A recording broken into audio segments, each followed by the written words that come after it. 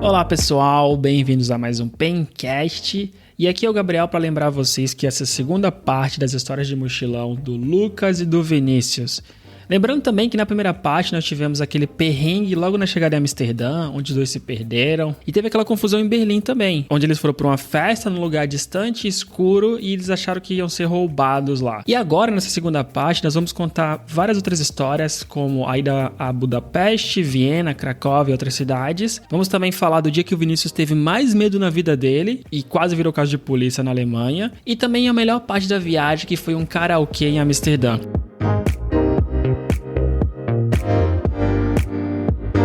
República Tcheca. Acho que aí já começa a ficar um pouco mais diferente ainda, né? O país, a arquitetura, as pessoas, comida. E como que foi lá? Menos perrengues? Cara, a arquitetura, acho que foi uma das coisas que mais me impressionou. Porque o que a gente fazia no mochilão era, a gente fazia algum passeio walking tour ou visitava alguma atração de dia e de noite a gente saía. E na República Tcheca, em Praga, tinha bastante passeio de castelo. E a gente pegou um guia, cara... Tem um guia também que a gente pode falar. E a gente fazia bastante passeio em castelo para andar com guia turístico, pra gente poder conhecer e aprender sobre. E o cara contou uma história que em Praga, né, eles são muito pacifistas. E eles foram tomados algumas vezes, até por isso eles têm um pouco de receio com o estrangeiro. E Hitler queria invadir e eles cediam porque eles preferiam perder a cidade do que correr o risco de que com guerra destruíssem a arquitetura que eles tinham, de tão bonito que é. Então, a cidade que eu mais gostei, assim, sem dúvida, eu sempre falo que foi Praga. O clima é muito bom, a arquitetura eu achei muito irada. E esses passeios foram muito legais, depende também do guia que você pega, né? Eu não sei se o Bats teve a mesma impressão que eu de Praga. Eu gostei bastante. Deixa eu só falar uma coisa antes, acrescentar, porque tu conta sobre isso até no primeiro episódio lá, né? De como tu conseguiu teu emprego na Alemanha. Tu comenta que talvez se tivesse recebido a vaga pra República Tcheca, teria ido por causa da arquitetura que tu curtiu muito mais. E tu até comenta isso aí, que pra tu foi o lugar mais bonito arquiteturalmente que tu já viu, né? Tanto de prédios, de pessoas, é bem bonito. Mas Praga tem várias pontes, tem o rio também.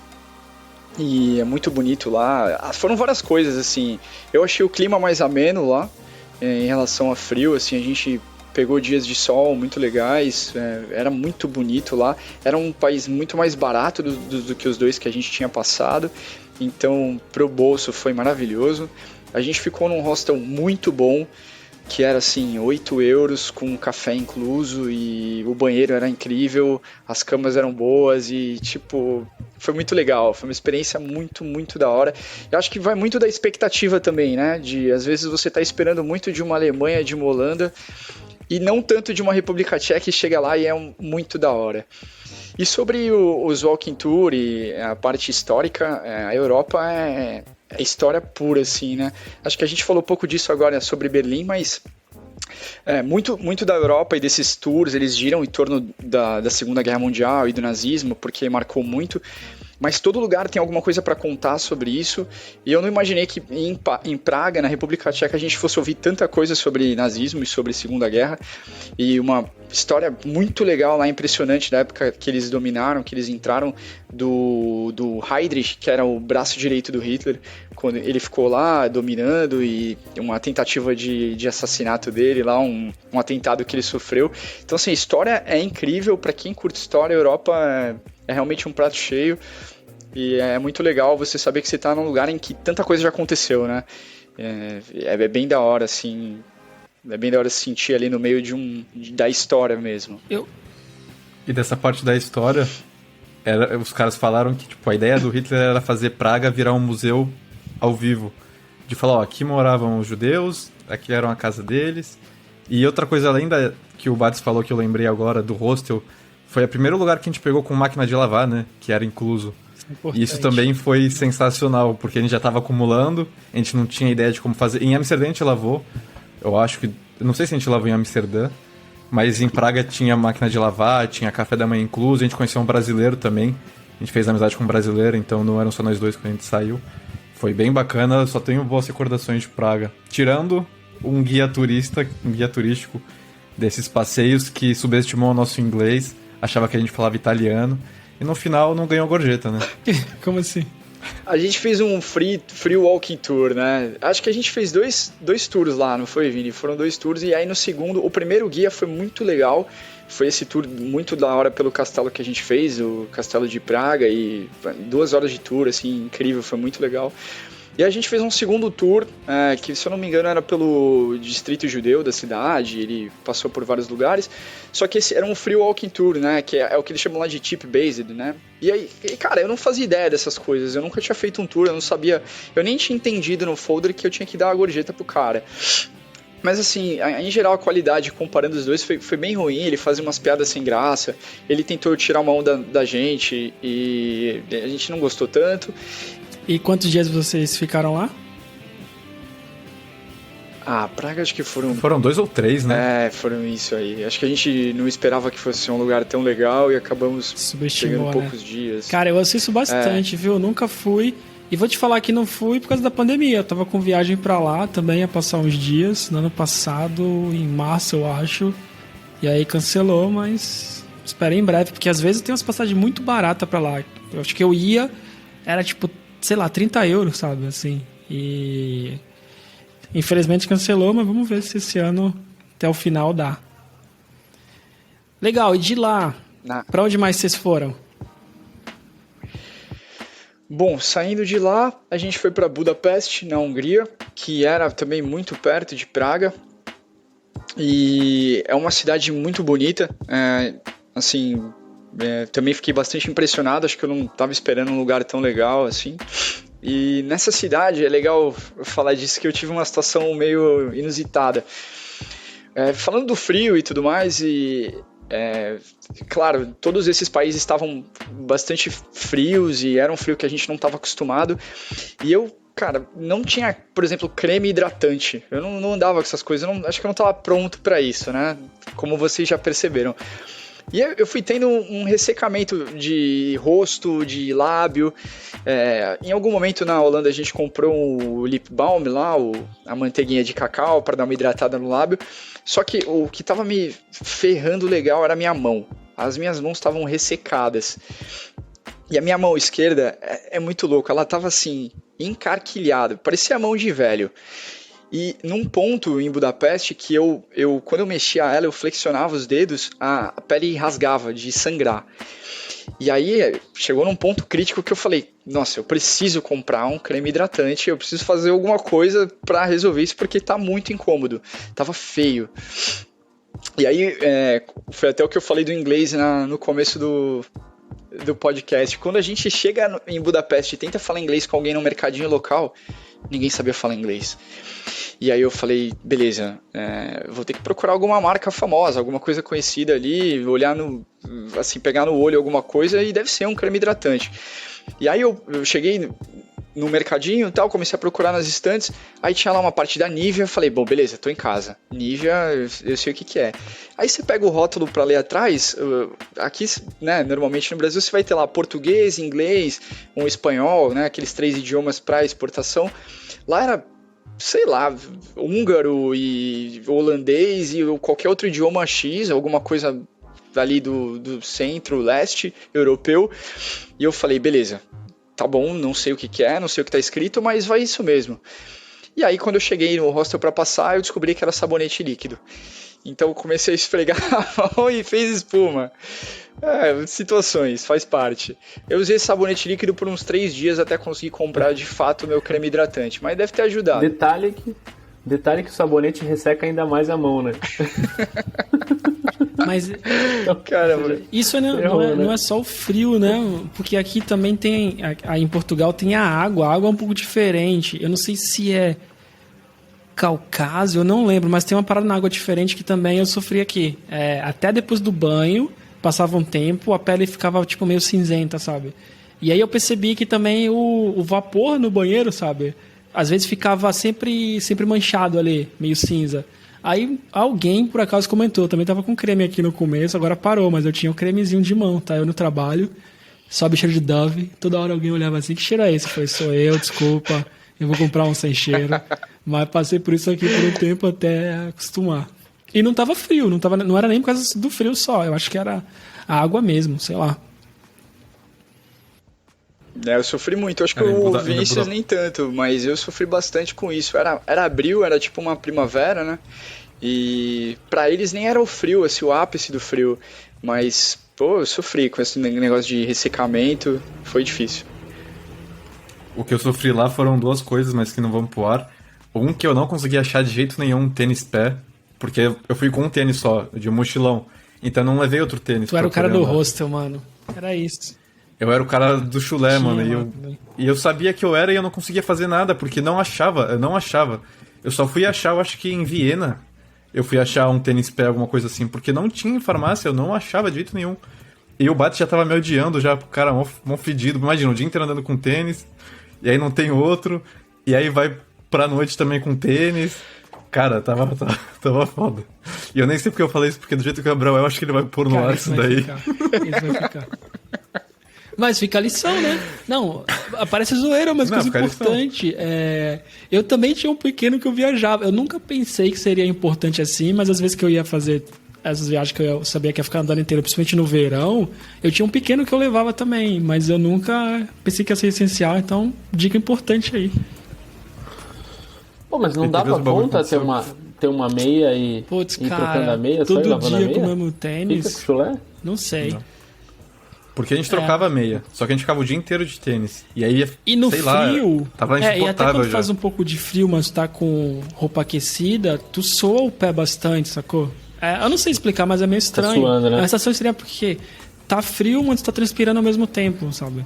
Então, cara, precisa, mano, precisa. É melhor prevenir do que ter que se virar pra comprar em outro país, né? Ninguém fala em lojinha assim.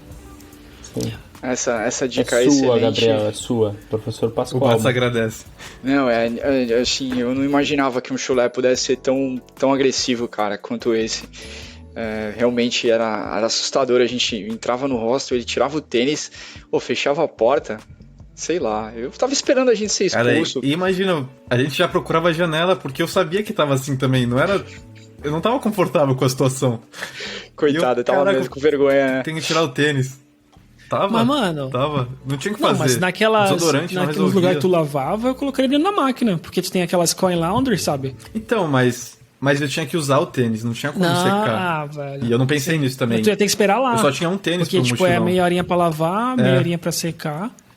Porque... Não, tênis eu nunca lavei assim. Porque eu levei 2 tênis, um pra correr e um pra andar. Tanto que em várias fotos eu tô com tênis de corrida por causa disso. Porque eu deixava pra ventilar, pra tentar dar alguma solução. Só que não tinha como. A água não saía resolvia. suja, né? Mas o tênis continuava. Caraca, que situação. Mas tem dicas assim que são importantes. Eu acho que tu tem uma toalhinha sempre. Tipo, independente do que aconteceu, tem que levar uma toalha tua. Aqui é fácil, qualquer Decathlon, tu acha aquela toalhinha que absorve muito, pá, sempre na mochila. Meia, mais do que tu espera. Tipo, vai sair do hostel, se tu tá de mochila, sempre vai junto meia, vai junto cueca, porque se der uma chuva, as paradas tem que trocar, sabe? A toalhinha, meia. Isso é experiência de São Paulo já, de ficar preso em chuva tropical em São Paulo. Eu sempre falava pra vocês, ó, quando eu for vir trabalhar em São Paulo, meia, cueca e toalhinha na mochila, salva assim. A gente já tava com uma mochilinha, né? E aí tinha água, desodorante e o mapinha do Bats, que ele... Sempre que a gente chegava no rosto, não tinha internet, Tu abriu o pegava mapinha? o mapa. Eu acho Usava o engraçado, mapa. porque eu moro no centro de Porto, né? Então tipo, tô às vezes comendo aqui da sacada, aí tem a galera com mapa assim, eu acho muito roots. É verdade, a gente usava um mapinha de papel mesmo. Cara, assim, algumas coisas que pelo menos eu gostaria não abrir mão. A gente não tinha internet, a gente também depois não acabou nem se preocupando em fechar algum plano móvel de internet, porque a gente meio que se virou e, sei lá, aprendeu a se virar ali e deu certo. Então a gente pegava um mapinha de papel e a viagem inteira a gente só andou de transporte público, nunca pegamos táxi. A gente andava bastante, era algo que eu sempre fazia questão de caminhar, ver as ruas, ver como a galera vivia.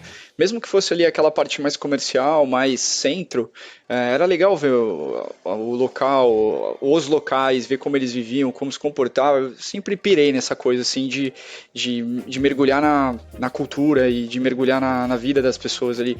Isso era bem legal. Então a gente ia lá no mapinha de papel, acho que aqui, vira aqui. E aí no fim das contas eu tava um expert em mapas, assim, tava indo bem. também. Foi legal, em metrô e etc. Foi dessa forma mesmo. Boa, legal. Eu conto sempre na internet, principalmente que eu já viajei sozinho, assim, e aí eu preciso de internet, cara. Ou dependendo de onde tu vai também, né? Tem uns lugares, assim, 2 pessoas juntas ajuda muito, mas dependendo do lugar, porque os países que vocês estão até então não falam inglês, mas tem mais turista, né? Mas eu já fui pra lugares assim que a estrutura pra turista era zero praticamente, sacou? Então não tem internet, até bate um desespero quando perdia sinal, assim, tipo, falei, cara, se acontecer alguma coisa aqui, ninguém fala inglês. Mas legal, e daí? Pra onde que vocês partiram depois disso? Bom, depois de Budapeste a gente foi pra Viena, acho que foi isso, né, Vini? A gente desceu, foi pra Áustria ali. A gente acabou decidindo ir pra Áustria porque Viena é uma cidade muito famosa no sentido de ser uma cidade muito bonita e tudo mais, né? Todo mundo fala. E além do mais, eu ia encontrar uma colega minha de trabalho, né? Então, eu tinha uma colega, eu trabalhava numa empresa de logística e comércio exterior. Eu sempre tive muito contato com as outras agências dessa mesma empresa pela Europa e pelo mundo todo. E a gente sempre trocava ideia de viagem, não sei o quê. E aí eu falei que tá vindo pra Europa, ela, pô, coloca Viena no teu roteiro, passa aqui, a gente faz um tour, a cidade é legal, te apresenta, não sei o quê. E aí foi bem legal. A gente acabou indo pra Viena, foi uma experiência bem, bem maneira. É uma cidade realmente muito bonita. Ela é bonita assim de ser até enjoativa. Parece que eles quiseram que ela fosse muito bonita.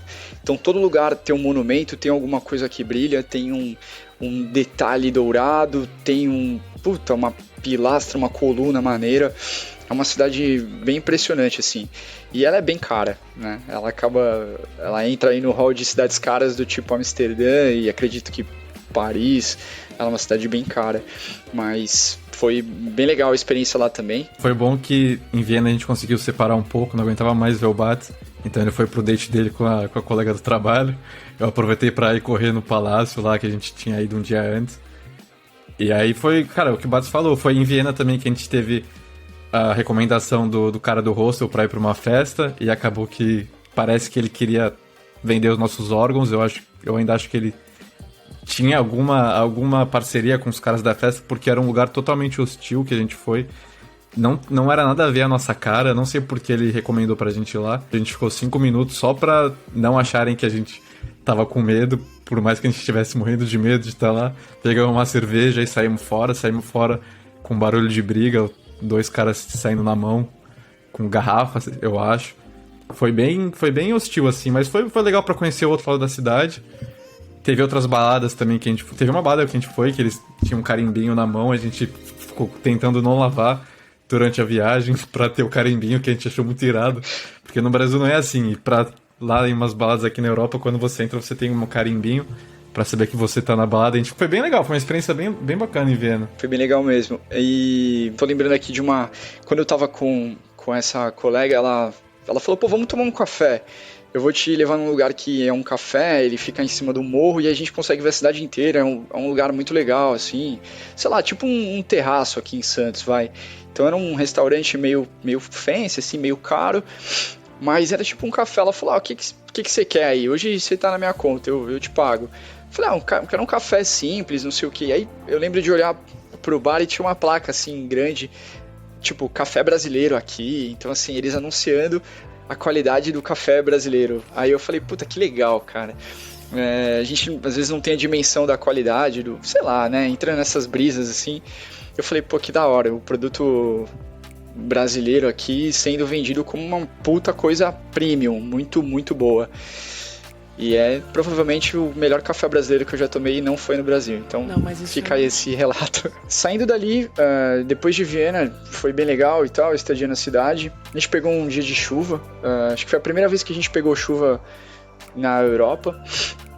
E aí dali a gente foi pra Polônia, que aí acho que foi o país mais leste que a gente acabou indo de todos esses. E é engraçado porque quando a gente até falou em Berlim de ter conhecido uma polonesa lá no hostel, e ela morava em Cracóvia, né? Que é uma pequena cidade lá da Polônia, uma cidade até universitária. Mas a gente tinha ouvido alguns relatos do teu irmão também, né, Vini? O Gabri tinha falado de ser uma cidade legal, assim, de sair à noite, tinha muito jovem, não sei o quê.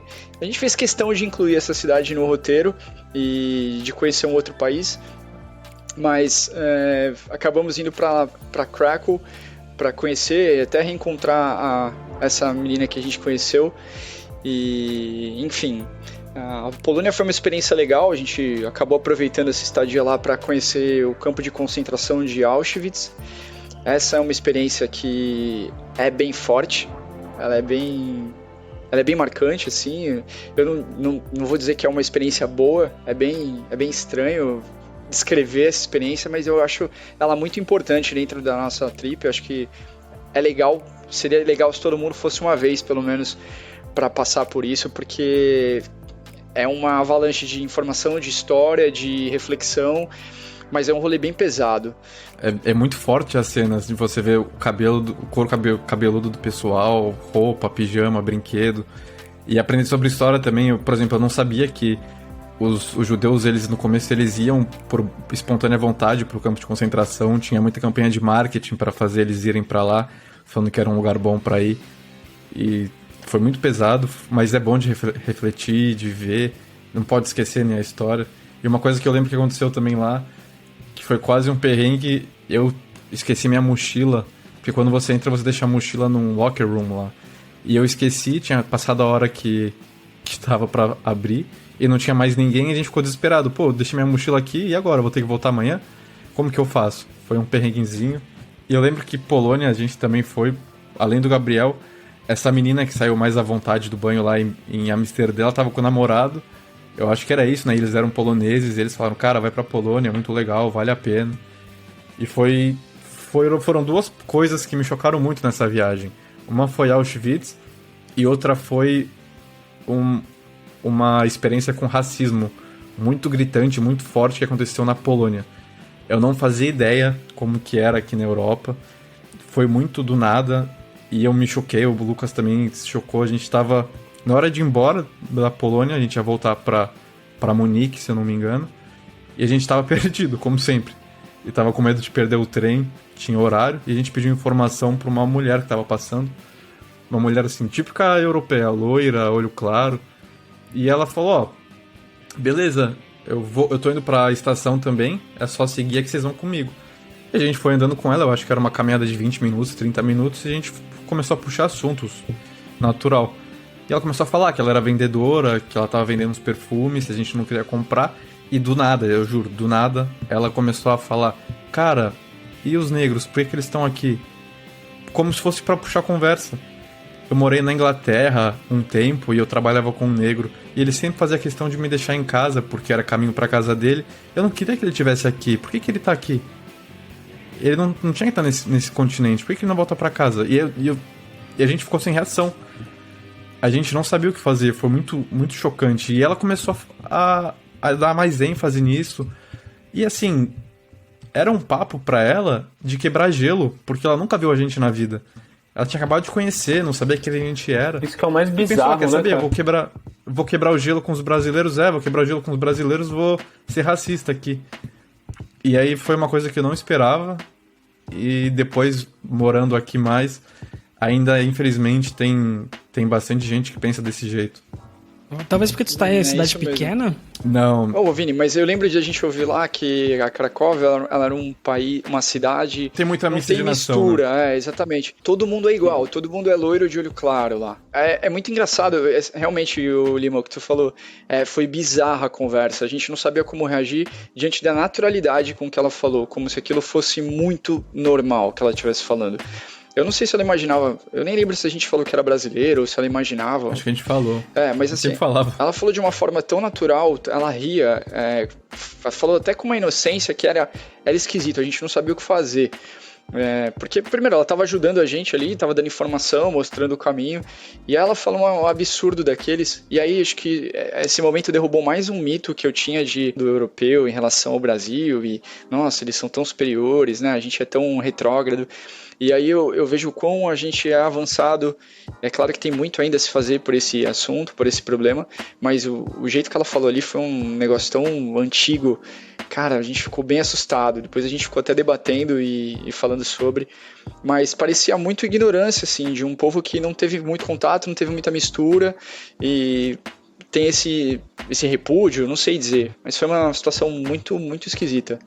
E a gente tinha acabado de sair de Auschwitz, isso que eu acho que piorou ainda, porque a gente estava muito, muito recente, todo esse contato com o nazismo e com o absurdo que foi. Vocês não ficaram muito mais na Polônia, né? Ou depois disso, né, teve mais alguns dias lá? A gente ficou, acho que foi a cidade que a gente ficou menos tempo ali, a gente deve ter ficado uns 2, 3 dias, mas foi bem rápido.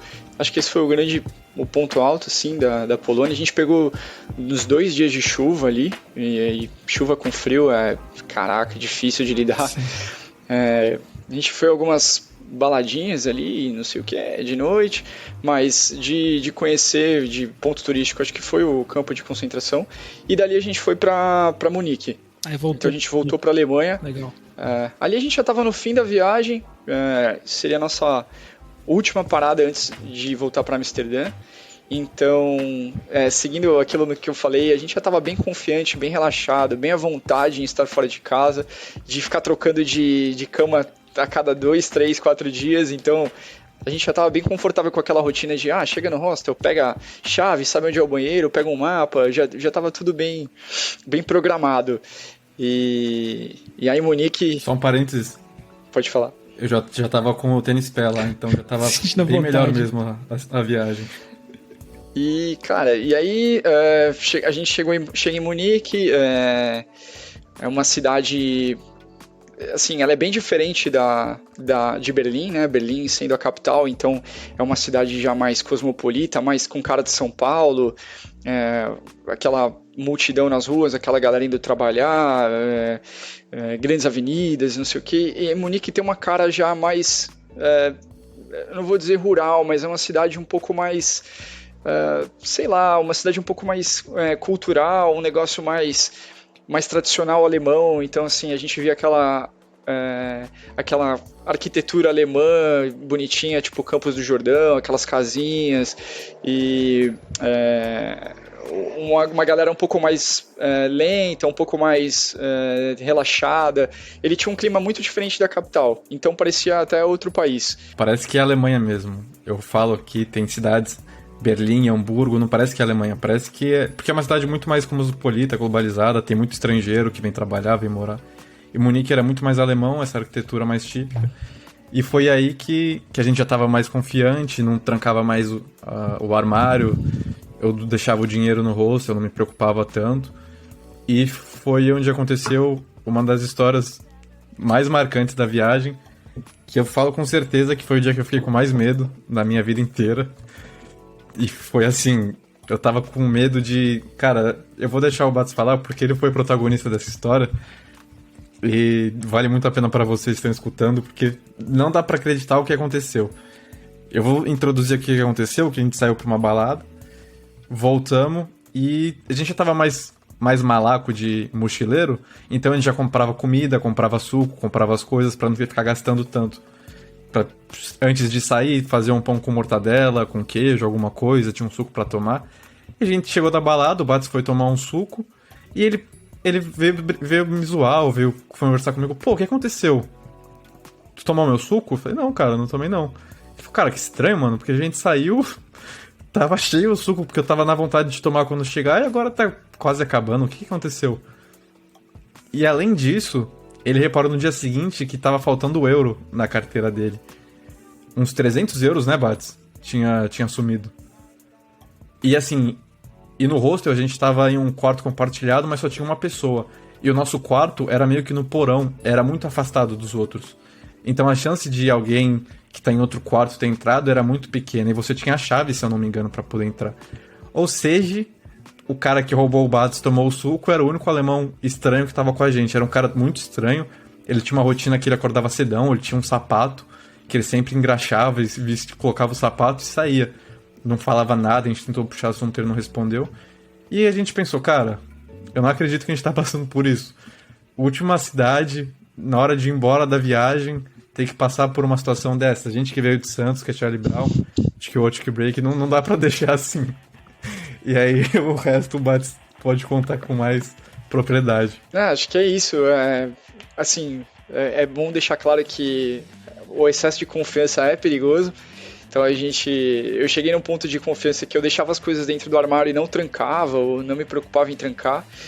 E aí sumiu esse dinheiro, sumiu o suco, sumiu até chocolate que eu tinha comprado para trazer para minha irmã.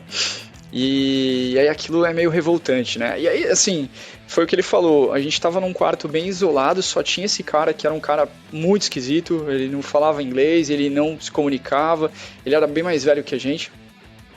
E aí eu lembro de falar, será que foi algum funcionário? Só que assim, o quarto nem o lixo tinham trocado, sabe? Então, dava a entender que ninguém tinha nem sequer feito manutenção no quarto, no banheiro, tava tudo igual. E aí eu tinha certeza que era esse cara, né? Às vezes até uma dúvida bate em mim, volta e meia, Vini, me atormentando. Será que eu peguei o culpado mesmo? Ou eu fui o cuzão com o cara? Mas, e assim, a situação era a seguinte, nós éramos 2 brasileiros nos seus 20 e poucos anos que saíam de noite e voltavam bêbados e estavam fora do seu país, deixavam as coisas largadas e, teoricamente, uma imagem de irresponsável. E ele era um cara mais velho, o alemão estava no país dele, estava tudo contra a gente, né? O que eu quero dizer é, dificilmente, pelo menos na minha visão, eu conseguiria reportar esse problema que eu tive no quarto ou denunciar isso, mesmo que eu não tivesse provas, e alguém me desse razão ou concordasse comigo. Eu mesmo não acreditava na história. Então eu falei, cara, eu vou ter que fazer alguma vingança pessoal, alguma coisa... Eu vou ter que devolver isso de algum jeito, porque não vai ficar barato isso, né? Pô, 300 euros, cara, é bastante dinheiro hoje, né? Se a gente for pensar. E já era naquela época. E assim, a gente foi levando aquela situação, eu tava bastante engasgado.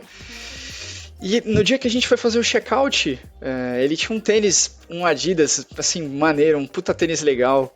E eu falei, cara, quer saber? Eu vou tirar uma com esse cara. Vou sumir com o tênis dele. E aí eu acho que foi a coisa mais irresponsável que eu já fiz na minha vida. Eu confesso, foi por emoção ali. Mas eu peguei um pé do tênis e guardei na minha mochila, enquanto eu tava fazendo a minha mochila pra voltar e ir embora. E eu coloquei o tênis na mochila e falei, foda-se, esse cara vai ficar com um pé só de tênis e já era. Ninguém mandou ele mexer com um brasileiro. E assim, eu não lembro nem se eu avisei o Vinícius que eu ia fazer isso. Foi totalmente na emoção ali. Eu coloquei o tênis na mochila, a gente subiu para fazer o check-out e aí a gente suava frio. Eu lembro que o Vinícius não falava uma palavra, ele não conseguia falar.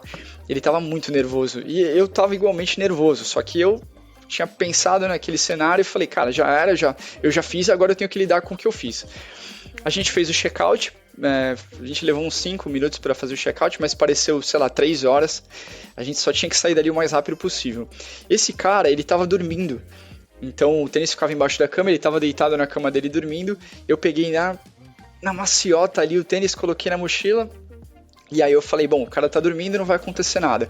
A gente fez o check-out, mochila nas costas e marcha. Começamos a sair. E aí era uma baita avenida grande. A gente tinha que ir até a rodoviária pegar o ônibus que ia levar a gente para Amsterdã. E a gente começou aquela caminhada longa, era uma avenida grande, a gente ia dar umas 6 quadras. Em algum momento do trajeto eu parei, abri minha mochila, peguei o tênis dele e joguei o mais longe que eu pude. Do lado, assim, ladeando essa avenida, era como se fosse um parque, um campo, tinha várias árvores, arbustos, era um gramado muito grande, era tipo um parque mesmo. E aí o tênis se perdeu lá, eu joguei lá pro fundo, o tênis caiu em algum arbusto, ficou lá no fundo, eu fechei a mochila, coloquei nas costas e a gente continuou indo. E assim, segundos depois a gente começou a ouvir uma gritaria atrás. E na hora que eu olho pra trás, tá vindo o cara, né? Esse alemão tá vindo correndo e gritando um monte de coisa. E assim, no encalço dele tá vindo um funcionário do hostel. E aí, naquela hora, com certeza, o Vini deve ter pensado, fudeu. Porque... Eu acho que ele tava até descalço. Ele deve ter acordado, visto ali um tênis a menos, saiu correndo. Só que ele tava assim, gritando, enfurecido. E aí a gente, ferrou, né? Ali já era. Enfim, a gente vai ter que lidar com as consequências. E aí ele chegou na gente, a gente parou, ele começou a gritar e apontar pra gente, não sei o quê. Só que ele não falava inglês. E nisso o funcionário do hostel falou, desculpa incomodar vocês, sei que vocês estão indo embora, mas ele tá dizendo aqui que vocês roubaram o tênis dele, roubaram o sapato dele. E ali foi difícil, né? Foi bem complicado. E aí eu falei, cara, deve ter algum engano, né? A gente não pegou nada, a gente só tá indo embora. Na verdade, a gente tá bem atrasado pra pegar o ônibus.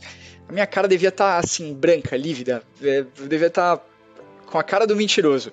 Mas eu tentei me manter fiel à minha história. E a verdade é que eu não tava mais com o tênis, né? Então foi fácil. Eu falei, não tô com nada aqui. Aí ele falou, você se importa em abrir a mochila? Eu falei, não, sem problemas. Abri a mochila, dei uma mexida e tal, eles viram que não tinha nada.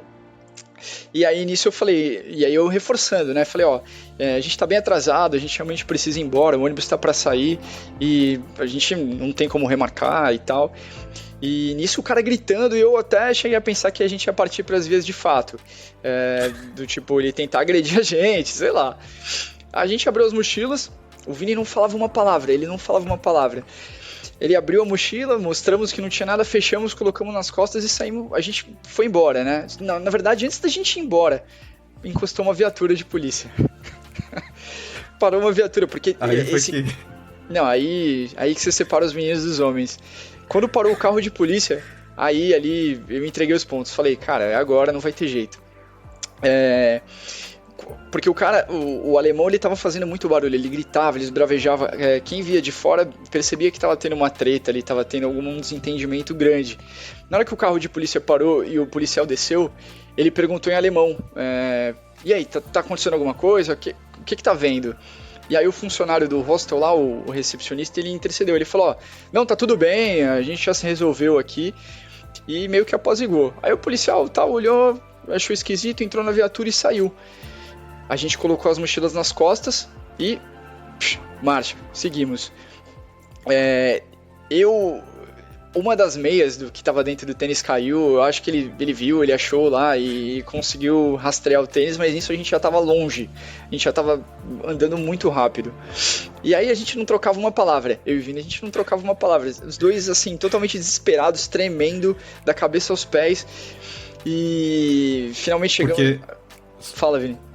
Porque, tipo, cortar uma coisa que aconteceu que não fazia sentido é porque ele, assim, o cara, ele sabia que a gente tinha pego o tênis dele, porque ele sabia que a gente sabia que ele tinha pego o nosso dinheiro. Porque não faz sentido alguém roubar um pé do tênis. Isso que o cara do hostel não entendeu, porque ele falou, cara, pegou o tênis, e a gente falou, mano, pra que eu vou pegar um pé de tênis? Eu vou roubar um pé de um tênis? Não faz sentido nenhum, pra que eu vou fazer isso? O Bates falava, e aí, o cara, verdade, por que ele vai roubar um pé de um tênis e abriu a mochila, não tava, só que o cara sabia que era a gente, porque ele percebeu que a gente descobriu que era ele. É isso. E por isso que ele tava maluco, porque uma situação normal, ele ia falar com o hostel, ver se algum faxineiro pegou, se alguém mexeu, só que ele tinha certeza que era a gente sabia que ele sabia. E o cara do hostel tava com mais medo que a gente. Parecia que ele era estagiário, não sei, ele não queria que falassem mais sobre isso. Por isso que ele apaziguou o policial. E aí é que o Batos falou, a gente percebeu que tinha meia no jardim, meio que num parque, e a gente foi pegar o ônibus, e foi isso que a gente usou de termômetro pra saber se eles tinham achado, porque quando a gente passou, depois de uns 20 minutos, não tava mais lá meia. E por isso que eu fiquei a viagem inteira com medo. A gente não falava nada, que nem o Batos falou, e na minha cabeça é o seguinte, eles acharam que a gente pegou o tênis, tinha o nosso passaporte no hostel, a gente é brasileiro, com a próxima controle de passaporte, vão falar, vocês aí... pra salinha do lado, deportação. Eu não sei porque eu fiquei com isso na cabeça, achando que os caras iam mandar a gente embora ou ia prender a gente, porque estavam com o nosso documento e iam mandar, sei lá, pra delegacia da cidade, próxima parada iam ver. Eu sei que a gente, que nem ele falou, a gente não falava, a gente não olhava um pro outro, entramos no ônibus como sentado, a gente só conseguia olhar pro hostel quando a gente passou pelo hostel, pra tentar ver se tinha alguma coisa. Eu meio que me escondi, eu confesso, tava realmente em choque. Eu fiquei com medo até a hora que eu fui pro Brasil. Eu realmente achava que no aeroporto iam me parar e falar, cara, tu aí que roubou o tênis? Vem pra salinha. Cara, eu lembro claramente do Vini falando, quando a gente embarcou de Amsterdã pra sentido Guarulhos, finalmente a gente entrou no voo, o Vinícius falou, cara, Acho que agora eu tô ficando mais tranquilo em relação à situação, em achar que a gente não vai ser pego. Porque até então, ele ficou, sei lá, a gente deve ter ficado mais 3 dias, né, e até Amsterdã, até embarcar, mas ele ficou 3 dias tenso. Ele não tocava no assunto, ele não falava, ele tava claramente com medo. Eu, naturalmente, também tava com muito medo. O Vini ficou em choque. Eu tava assim porque há uns meses, um ano atrás, eu acho que um amigo meu foi deportado porque ele brigou na balada e eu tava com medo disso.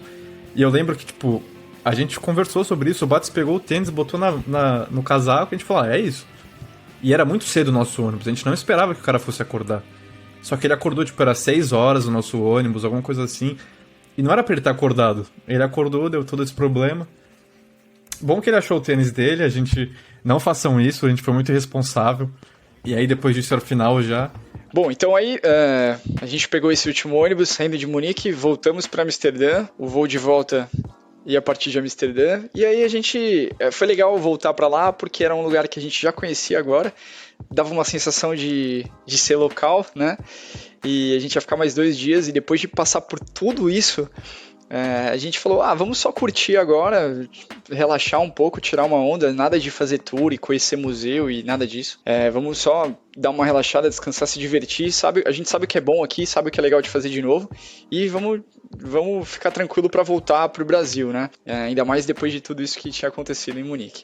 E aí, acho que talvez seja o ponto alto da viagem, foi esse rolê que a gente fez de noite. A gente foi num lugar chamado Candelia, que era um bar balada lá, que tinha karaokê. Entramos assim, sem pretensão nenhuma, só pra tomar uma e curtir a noite. E tava muito cheio mesmo, assim, tinha muita gente, tinha estudantes fazendo excursão e tinha gente de tudo que era tipo. Se eu não tô enganado, a gente tinha até uma despedida de solteira lá e tinha muita coisa acontecendo naquela noite. A primeira situação tinha uma classe de colégio assim na Dinamarca. E em algum momento tinha um cara muito grande lá que ele veio meio que zoar com a gente, tirar com a gente, meio que apavorar. E aí vai muito naquilo que a gente falou mais cedo, Rubens, sobre ser brasileiro. E na hora que a gente falou que era do Brasil, ele, sim, mudou na hora o humor dele. Ele falou, pô, é isso, Brasil, vou pagar um drink pra vocês, chega aí, deixa eu apresentar o pessoal, vou apresentar as meninas. Então, aquele momento, ser brasileiro, sabe, eles interpretam de uma forma muito, muito positiva. E a gente ficou muito tranquilo, muito confortável no lugar depois disso, né? Enfim, fim de viagem, a gente tomando umas ali, karaokê rolando, e nessa época, na verdade era coisa de 2 anos atrás, 2 anos, mas aqueles sertanejos universitários estavam muito famosos no mundo inteiro, né? Então eu lembro até do Cristiano Ronaldo cantando, isso viralizou e tal. E o Michel Teló, ele era muito famoso, né? Então o Assim Você Me Mata, o Aí Se Eu Te Pego, né, essa música, ela estava muito famosa na Europa ainda, todo mundo conhecia, e aí, ali no momento de pura euforia, a gente um olhou pro outro, e aí, vamos cantar? Vamos. A gente pega uma música no karaokê, a gente canta essa música aqui, e vamos ver o que acontece. Uma hora chegou a nossa vez, a gente foi anunciado lá, Aí Se Eu Te Pego, e aí a gente foi cantar. Cara, foi um negócio assustador, assim, é muito engraçado, que todo mundo sabia a coreografia daquela música no bar. Todo mundo sabia cantar ela inteira e sabia dançar, e eu não. Eu não sabia, a gente não sabia, a gente sabia mais ou menos, né? Só por ser brasileiro. Mas era uma febre, realmente todo mundo sabia. E aí foi muito engraçado, que a gente começou a cantar a música e o bar parou, todo mundo acompanhando e cantando junto. E aí teve uma hora que vieram 2 caras da plateia e subiram no meio que no palco, pegaram o microfone com a gente. Não, a gente quer cantar com vocês, a gente é de Angola e pô, a gente fala português e assim, fica um amigo na hora. E a gente trabalhou no Atlético Paranaense, tu lembra? Trabalhei com o Paulo Baia, eu era fisioterapeuta no Atlético Paranaense. E tá louco, como é que os caras Não, E a gente ficou cantando com os caras. E a balada inteira veio pra cima da gente, tipo, pra fazer a dancinha, porque tava muito na moda. A gente não esperava. A gente tava despretensioso. A gente falou, o que tem de brasileiro aí no karaokê? Tinha Gustavo Lima e Michel Teló. A gente falou, Michel Teló. Cara, eu me senti um artista, é muito bom ser Tu mandou artista. um áudio Foi muito engraçado. nessa noite pra pro Gabriel Lema. Vinícius, tu mandou um áudio. Cara, eu tenho um vídeo Isso, no banheiro tu mandou da balada. Vídeo. Tu mandou um vídeo no vídeo banheiro da pra gente, balada. falou, cara, eu tô no banheiro aqui da balada. Falou, eu sei que as horas tá no banheiro, mas tem que contar aqui. Cara, eu tô no meio do... Eu não entendi nada que tu falou, mas tu falou, eu tô no palco, tô cantando aqui, no Michel Teló e não sei o quê. Aí eu não entendi nada. Aí eu falei, o Vinícius deve estar bêbado. Não, Eu ainda tenho esse vídeo. Tu tem? Cara, foi muito legal. A gente... Tenho. Foi realmente muito legal, a gente roubou a cena, assim, a sensação era de ser, sabe, a estrela da noite. Foi muito engraçado, porque realmente o bar parou pra cantar a música junto. Mas, cara, a gente conheceu esses caras aí de Angola, trocamos uma ideia, a resenha foi muito legal, eles falando que trabalharam no Brasil. Depois a gente até tentou chegar numas meninas lá dentro da balada e isso facilitou, né, o fato da gente ter cantado e dançado, performado lá e tal, foi bem engraçado, mas assim, a noite foi muito legal, foi aquela noite que dá tudo certo, não sei dizer, e foi assim, a sensação de que foi a melhor noite assim, pra fechar a trip, né, então realmente foi muito legal essa experiência, foi bem divertido. Foi dar quase briga com um cara lá que esbarrou em você. Começou a dar bebida pra gente, levou pro camarote, ele era meio que o dono do bar, era alguma coisa assim, dono, VIP, começou a dar bebida pra gente, dar as coisas. Michel Teló, todo mundo vai se eu te pego. E aí foi memorável. Tem esse vídeo aí, mas pra soltar tem que ter algum número aqui, tem que ter algum número escrito de visualização. Então, beleza, um dia a gente porque é muito posta especial, esse não dá vídeo pra postar assim, tem no meu Google Drive. E foi incrível mesmo, Candeiro, eu até guardei, você entrava, você ganhava um vale cerveja, eu guardei, tem na minha casa no Brasil, tem que achar. É um amuletinho, muito boa recordação. Bom, daí voltamos, né?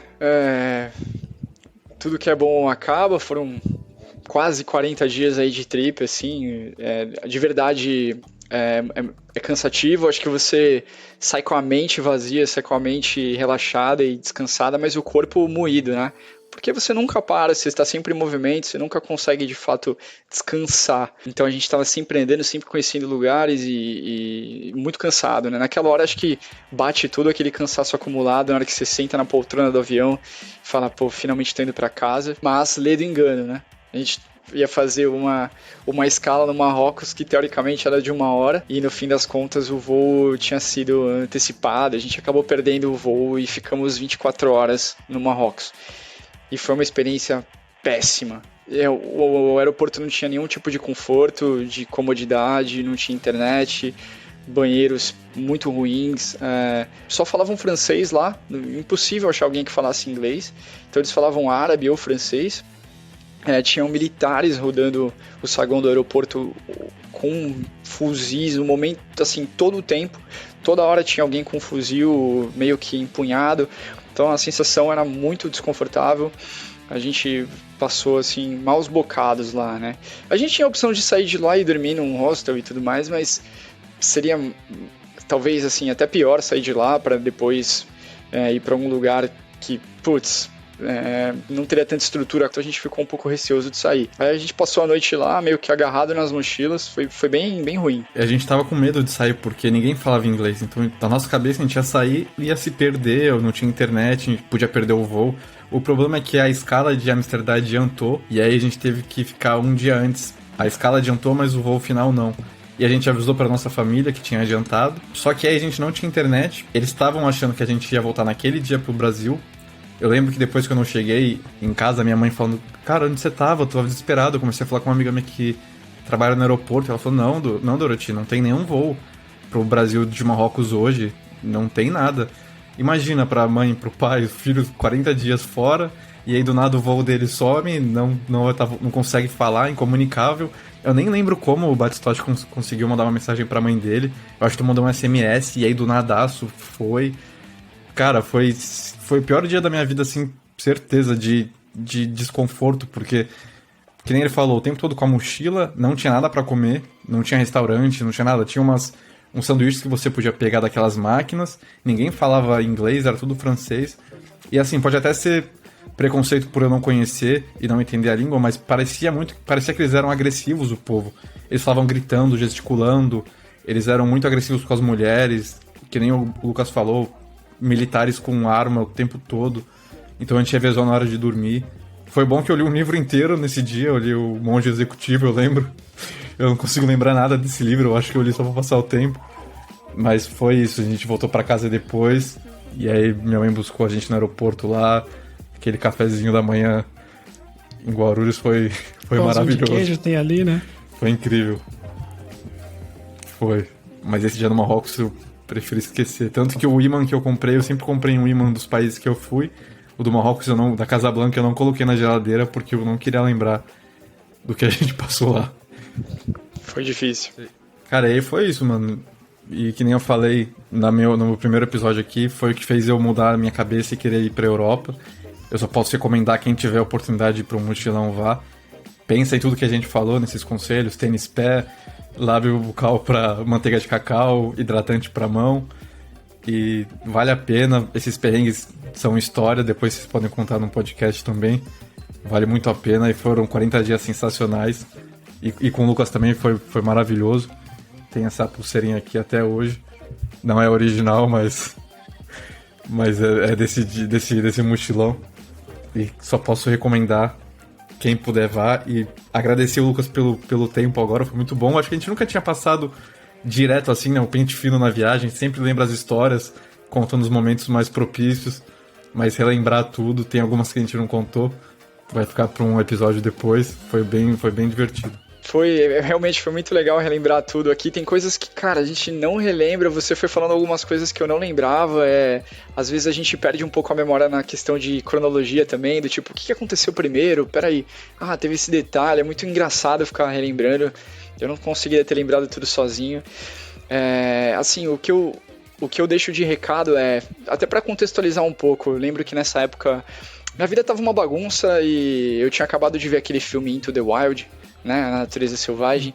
Aquilo deu uma mexida muito grande comigo. Aí eu fui, né, maturando essa ideia de viajar e naturalmente não de um jeito tão absurdo quanto o filme fala, né, tão radical, mas alguma coisa que me expusesse, que me tirasse um pouco daquela zona confortável, de tudo que eu tô acostumado, de todas aquelas pessoas que sabem o que esperar de mim e de eu ter que sempre seguir o que as pessoas esperam da gente.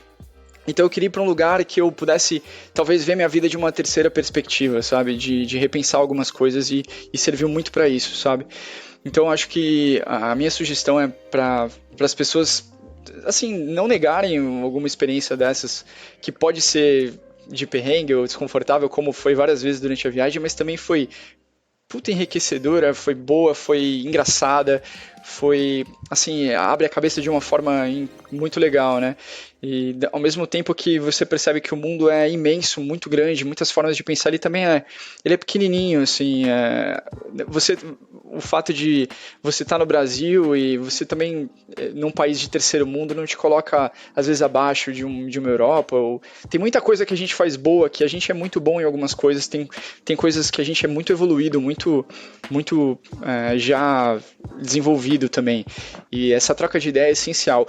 A bagagem que eu adquiri nessa viagem, mesmo que tenha sido uma viagem turística, não foi um intercâmbio para estudar nem nada, eu acho que é um negócio inestimável, assim, que você carrega para a vida inteira, uma visão de mundo das coisas, de empatia e respeito, que te agrega bastante. Então, uma pequena coisa, se vocês me permitem bem rápido, que me fez refletir muito, que quando a gente estava em Viena, a gente passou na frente de uma universidade que ela estava comemorando 1.500 anos de história, a universidade, enquanto o nosso país tinha comemorado 1.500 anos de história, assim, há 2 décadas. Então, aquilo me fez refletir sobre, sabe, o caminho que o nosso país tem a percorrer ainda, né? Um país muito jovem e que comete muitos erros, naturalmente, um povo que comete muitos erros, mas, eles tinham uma universidade comemorando 1.500 anos, então é um caminho que a Europa já percorreu e me fez refletir muito sobre essa maturidade, né, de um povo, de uma nação, de uma cidadania.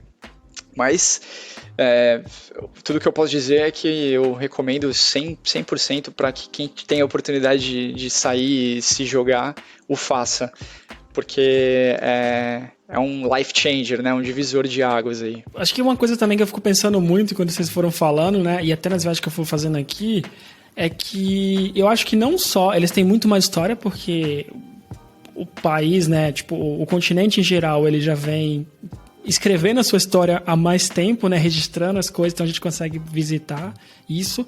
Mas acho que no Brasil a gente peca muito em não valorizar, sabe? A gente começa... São Paulo tem prédios importantes, tem casas importantes ali. Quer dizer, São Paulo porque eu andei mais Santos São Paulo, né? Mas no Brasil inteiro.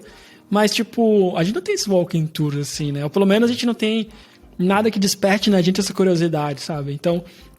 Agora, morando fora, eu começo a conversar com algumas pessoas que foram pro Brasil e começam a me contar de algumas coisas que eu falo, cara, eu nem sabia. Aí eu vou na internet ver, sabe? Histórias do local, lugares importantes, ou eventos no mundo que aconteceram e tá conectado com o Brasil de alguma forma. Então, acho que a gente deveria, né, valorizar um pouco mais, sabe? Tipo, pensar que a gente tem um MASP da vida, o MASP é importante pra cacete, sabe? E não é comum pra gente... ir no MASP ou entender, cara, quem fez o MASP, né? Acho que quem fez é mais fácil, mas assim, entender que existe história por ali, né? E eu acho que uma das coisas que me alertou muito viajando também é que quando eu voltar pro Brasil, eu falei, eu quero fazer uma trip e também pensar assim, não só ir pra praia aproveitar, mas também pensar assim, cara, o que essa cidade aqui teve de importante, né? A gente comentou do café, tá, sabe? E eu fui descobrir o café tão importante viajando também, falar assim, putz, esse café aqui é muito ruim, onde que eu acho café bom? Aí o pessoal fala, vende café brasileiro, assim, sabe? Tipo, café arábico brasileiro. Então tem muita coisa que a gente tem que refletir, assim, melhorar e valorizar também, né? Acho que é bom que vocês falaram bastante, assim. E, pô, foi muito legal viajar aí com vocês, reviver as histórias, assim. Cara, é muito interessante. Fico maluco pra poder viajar de novo e aproveitar, porque em breve vai dar, né? Por enquanto não dá muito, mas em breve. E, galera, é isso. Qualquer dúvida, vai lá no Pencast, principalmente no Instagram, no @PencastOficial, pode deixar lá que a gente encaminha pro Lucas e pro Vinícius, eles podem responder. Se vocês tiverem mais dúvidas, a gente pode fazer talvez um outro episódio bem curtinho, só respondendo as dúvidas de vocês e colocando em um videozinho e também no podcast. Não se esqueça de assinar a gente. Para quem gosta de ouvir, Spotify, Apple, Google Podcast, ou também lá no YouTube, vai lá, se inscreve no canal para não perder esse ou se a gente tiver outros podcasts sobre mochilão. E Lucas e Vinícius, valeu e até a próxima. Valeu, rapaziada. Obrigado pela oportunidade e até a próxima.